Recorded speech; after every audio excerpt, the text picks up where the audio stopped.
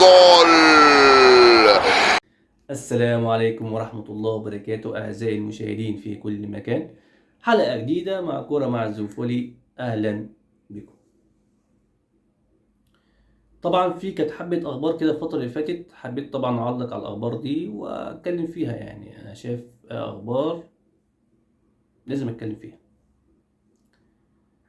سمعت طبعا خبر بالأهلي قريب جدا من لاعب المتألق في منتخب جنوب أفريقيا تيبي مكلينا. الأهلي قريب منه التعاقد معاه. طب انتوا يا جماعة مصدقين القصة دي؟ انتوا مصدقين صن داونز لعيب زي ده، لعيب اساسي صن داونز دلوقتي ولعيب اساسي في منتخب جنوب افريقيا ومتالق؟ صن داونز هيسيبوا كده بكل سهوله النادي الاهلي؟ طب نرجع كده لقصه سيرينو كده. الاهلي هل يتعاقد مع سيرينو؟ الاهلي قعد سنتين يتعاقد مع سيرينو وفي الاخر حصل ايه؟ هو سيرينو راح النادي الاهلي؟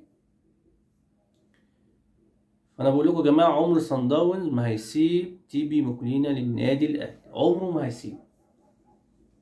ليه بقى عمره ما هيسيبه؟ صن داونز عارف ان النادي الاهلي هو النادي الوحيد اللي بينافس معاه على بطولات افريقيا. فعمر ما صن داونز هيسيب لعيب تقيل زي ده يروح النادي الاهلي. طبعا عن نفسي، انا نفسي بأمانة نفسي تيبي مكوينة يروح النادي الاهلي. لعيب تقيل في خط النص، رجليه بسم الله ما شاء الله، يعني عارفه الجول.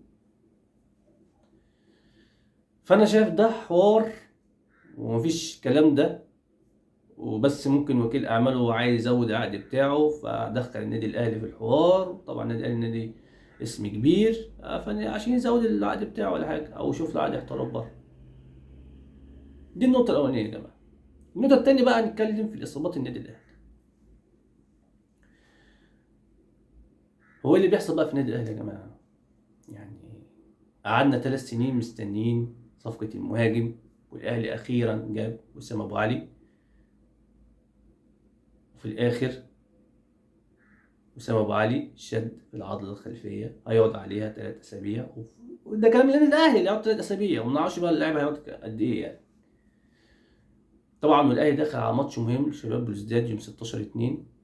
ماتش طبعا هيحدد ملامح المجموعه هتبقى عامله تمشي ازاي بعد كده.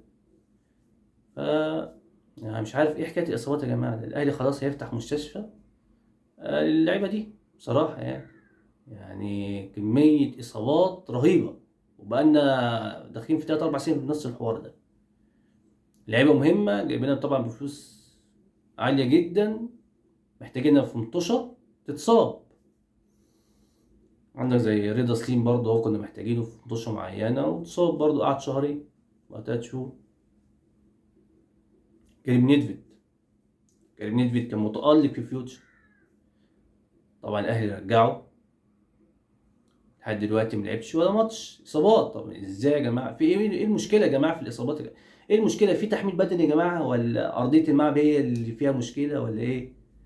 الاهلي لازم يشوف حل للاصابات دي يا جماعه. الاصابات دي يعني انا مش عارف يعني.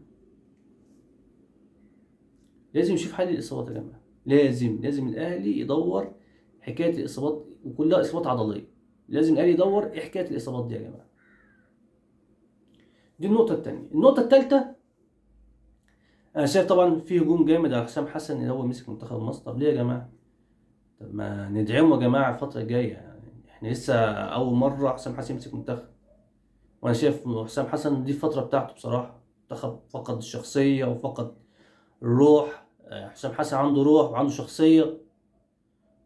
طب ليه يا جماعه ما ندعموش حسام حسن يا جماعه؟ شايف هجوم هجوم هجوم على حسام حسن. انا شايف الفتره دي بتاعت حسام حسن بصراحه. يعني انا شايف اتحاد الكوره اختيار موفق بامانه، يعني من وجهه نظري. طبعا برضو عايز اتكلم برضو على اصابه الونش. يعني ربنا يرجعه بالسلامه. طبعا الونش تالت صليبي، فصعبه بصراحه على لاعب الصراحه. يعني الونش كان يعتبر من احسن اللعيبه المساكين في مصر. ربنا يرجعه بالسلامه ان شاء الله، يبقى احسن من الاول. خلصت اخبارنا، وما تنسوش يا جماعه الاشتراك في قناه الكوره مع الزوفولي، وشير طبعا الفيديو بتاعي. والسلام عليكم ورحمه الله وبركاته.